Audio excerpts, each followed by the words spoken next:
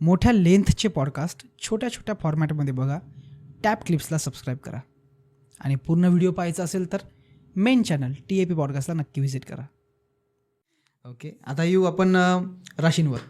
नक्कीच. कारण हा सगळ्यात महत्त्वाचा कोर पॉईंट असणार आहे या पॉडकास्टचा, की कुठकुठल्या राशींवर 2026 काय काय प्रभाव पडणार आहे. नक्कीच. मी जसं नेहमी सांगितलं की लग्नाला जास्त इम्पॉर्टंट द्यायला पाहिजे. बरं. कुंडलीचं लग्न जर पाहायचं झालं तर लग्न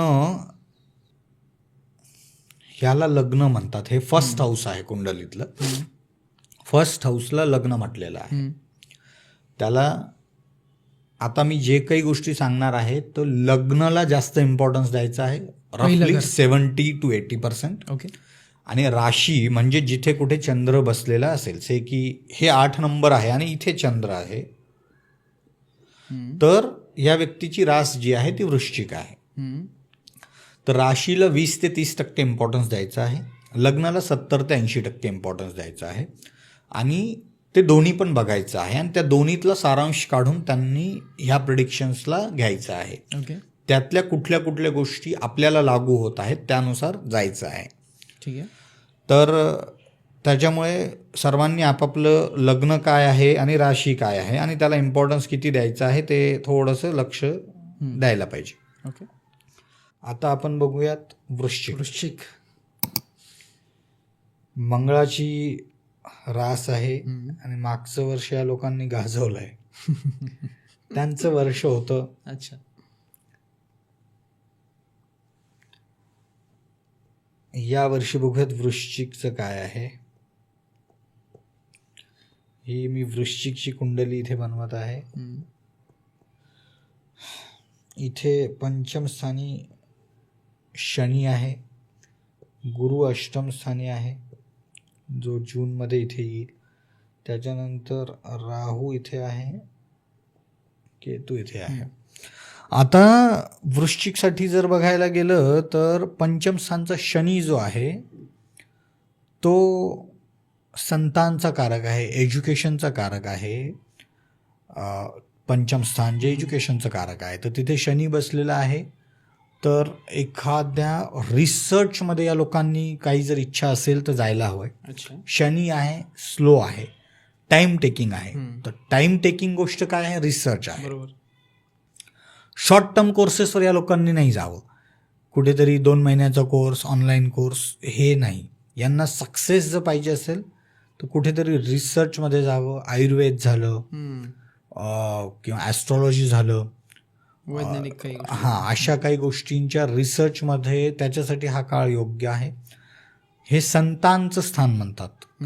बेसिकली उत्पत्तीचं स्थान आहे. ओके. कुठली रिसर्च पण इथूनच आहे. एखादं नवीन इन्व्हेन्शन, एखादा व्यक्ती जन्माला येतो, जन्म होतो म्हणजे एक उत्पन्न होतो तो. बरोबर. तर असंच रिसर्च पण आहे इथून. म्हणजे संतान स्थान म्हणजे इतकं लिमिटेड नाही आहे हे पंचम स्थान. उत्पत्ती कुठलीही वाचू शकते. ओके. आणि तिथे शनी आहे, तर त्या दृष्टीनं बेस्ट पोझिशन आहे शनीची. अष्टम स्थानी गुरु मे पर्यंत आहे. ओके. 2 जूनला गुरु ट्रान्झिट होईल.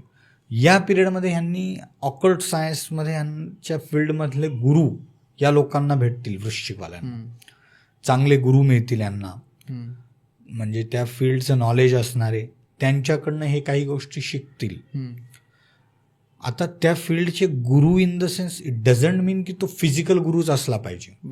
कधी कधी एखादा यूट्यूबरच यांचा गुरु होऊ शकतो, की त्याचं कंटेंटच यांना एवढं आवडेल आणि त्याच्यातून ते काही शिकतील. डिजिटल काहीही असू शकतो, डिजिटल गुरुही असू शकतो, तो कोणीही असू शकतो. पण त्यातून एक स्टेप हे पुढे जातील. किंवा मला ॲस्ट्रॉलॉजी शिकायची खूप दिवसाची इच्छा होती, आता मी एक स्टेप पुढे जातो.